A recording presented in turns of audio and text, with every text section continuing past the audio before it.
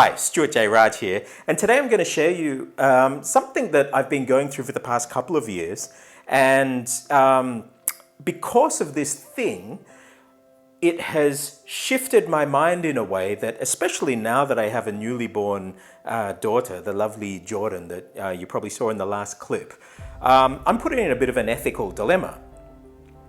About 2 years ago, my friend, we have a lovely couple here who are friends of ours, they know that it's not just language that I do. If you've been following me since my channel's been up in 2007, most people follow me because of languages. You know, how do you learn 15 languages? Where do you speak? And they just think language is a thing. Well, it's not language, and they know that it's the whole way that my grandfather, I guess, set me on the right foot for using my brain. And so they said, look, not just language, whatever makes you you, would you be able to share that with our son? And the son's name is Sean. I'll use the son. I won't show any pictures or go into any more details, but let's just call him Sean. That's his name.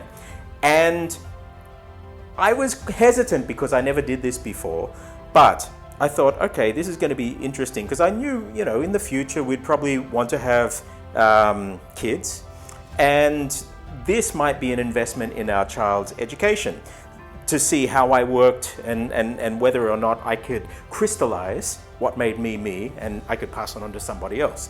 And so this is the ethical dilemma. I'm going to go through it, but I want you to think as I'm telling you this, what will the role of school be, say in the next 5 years, 10 years, especially now we're in the midst of this COVID crackdown, where everybody's stuck at home because of the COVID virus. Many people are forced to having to be working and learning and studying in school, shifting to being at home. So the question is, do we really need schools?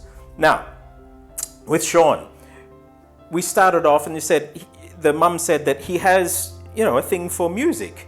And at that time, they didn't have a piano, but I tried him out just on a keyboard, and I tried a couple of things, you know, I taught him a couple of scales and some jazz runs and then a couple of voicings.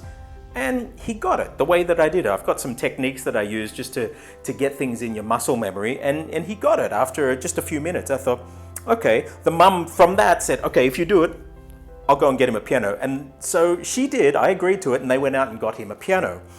And so jazz theory and piano were one of the things I started teaching him with.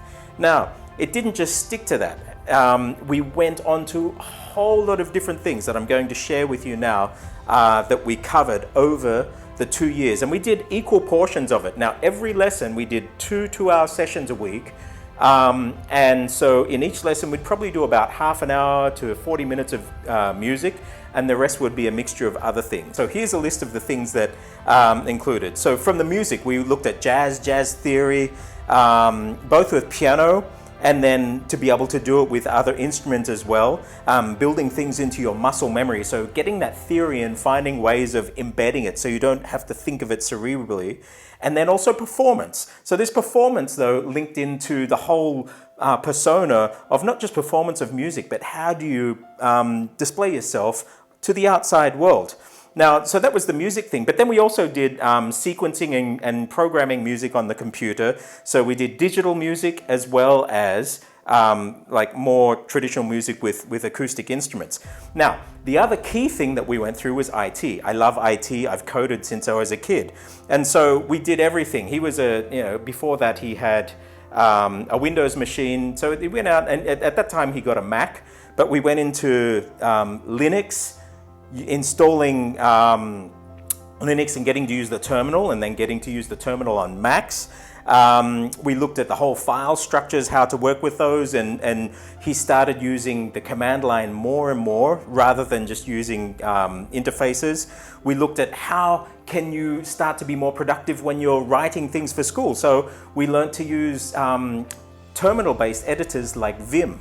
And then Markdown language. And so Markdown language is basically, rather than using Microsoft Word or Google Docs or anything, you can actually just write in a text editor and use these simple Markdown syntax as you're typing, and basically you don't have to worry about formatting. You just vroom, and then there are a whole lot of different ways, bang, and it's formatted at the very end.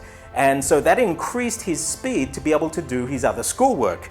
So you can see how IT that we were learning, and it was actually being used to accelerate the learning of other subjects. Apart from that, we also did, because we installed Linux, we were doing Wi-Fi, networking. He could do Wi-Fi maps and penetration tests of his whole condo building. We started looking at open source intelligence gathering using different tools, Multigo and all these different tools, so that for his school assignments, he could start to actually search open source intelligence sources, just like intelligence agencies might do it, and then start to put reports together and use logical and lateral thinking to join all of these things up, both through digital sources, through all these different sources, and learn how to use his IT skills to put those together, and again, help him with other subjects. So here, one skill is helping another skill. So this is unlike school, where you're learning in school in blocks of subjects. He's starting to link it all together.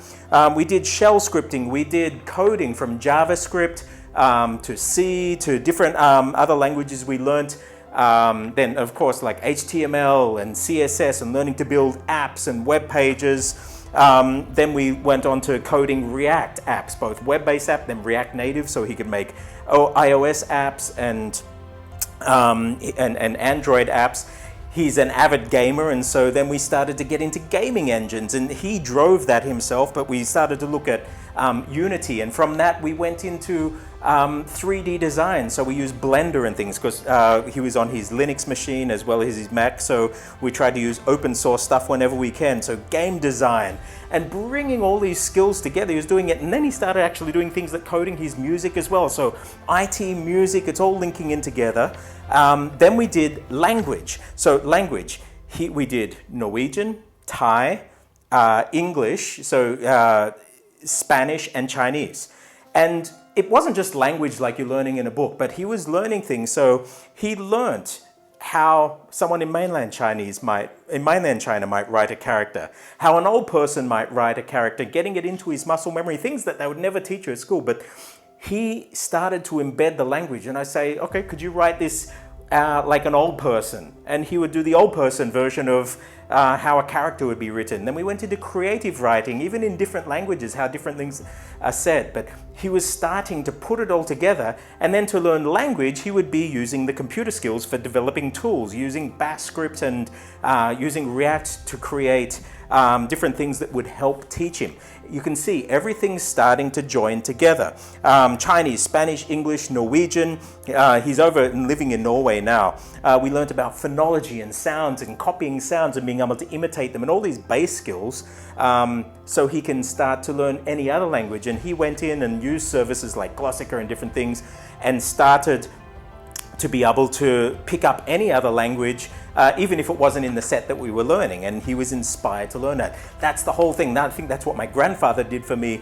He inspired just to use a brain. And so I found that teaching this base set of skill sets, Sean here was actually developing more and more passions that he could go after, and he was also developing the skills and the tool sets to be able to go out and learn those things more efficiently. Now, on the logic side of things, so we have languages, we have IT, music, and the other thing was logic.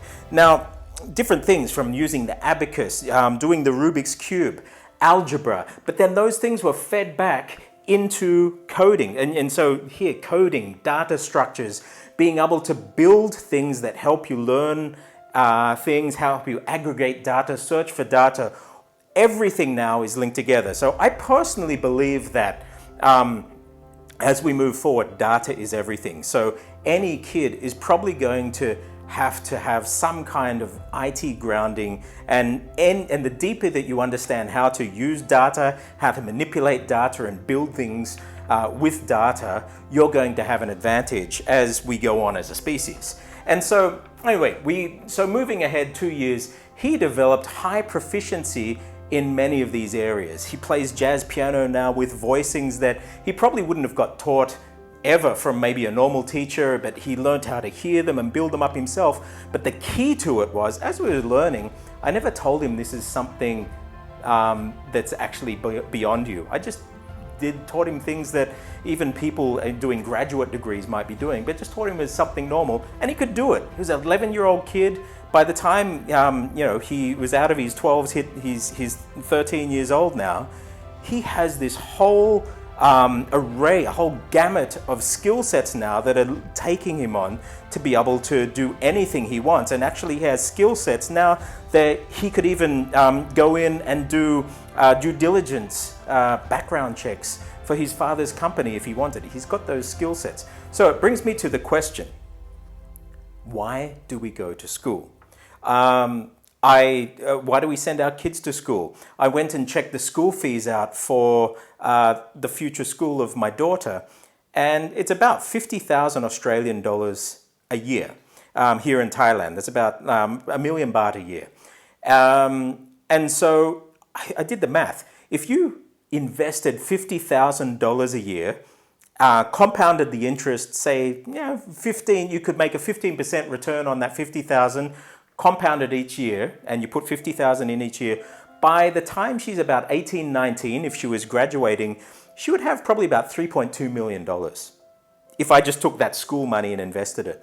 Now, if she took that money and let it sit in some investment fund that was giving her 15% back, without adding a single cent, in the next 20 years, she would have made about $52 million with the interest compounded. I'm thinking, what the heck are they going to school for? Now, people have told me, they're going to school for the network so they can get the jobs. Looking at what potential revenues you'd be making, are the networks really worth it? For some people that they are, but as we're looking into the future, I'm thinking that those old school networks might be less and less important, and the old sort of, big school names. And what's going to be more important is the skill set. What can you do? What can you do to build things, to create value? And so what I've been doing is what I taught Sean and what I worked through with Sean, I've been crystallizing that into something that I'm going to use with my own daughter, into all of those things. So we'll have from music, we'll have languages, not just learning different languages, but getting into all these areas of language so that you can do things from creative writing to building to, it's just how your brain puts stories together in different languages and delivers it. Presentation, confidence, leadership, things, all these different things.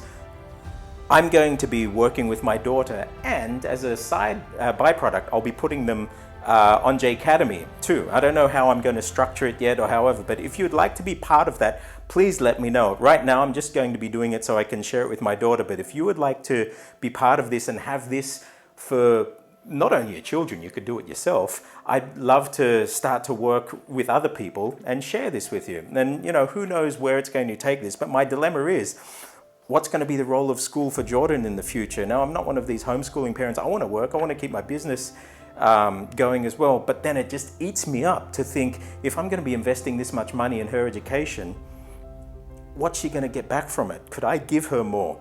So I'm going to have this here as a security net. I'd love you to be a part of it too. Share with me your thoughts, because right now I'm still undecided how I should move forward with this. But I think the first thing I should do is crystallize it and start to put it into solid modules so that we can start to do more testing with it and work with other people. If you'd like to be part of that, let me know, and I'll keep going further into this. I think it's a new thing, especially now that we're staying at home and we don't know, what the future is going to hold, how long we're going to be at home. It's probably a good time to change the way that we learn, to learn new things. And so I'm here to help you. And so over the next few weeks, I'm going to be starting to pump out a ton of content in these areas. If there's anything that you would like me to add to it, let me know. But otherwise, come and join in and we can go through this together. I'm Stuart J. Raj. This has been a bit of a different presentation today, but I'm also excited because I feel this is going to be leading into something new, something creative, and something that's going to hopefully help a lot of people. And at the very least, we're going to be able to use it with our new little baby Jordan. Let me know what you think. I hope you can join me on the journey. Bye.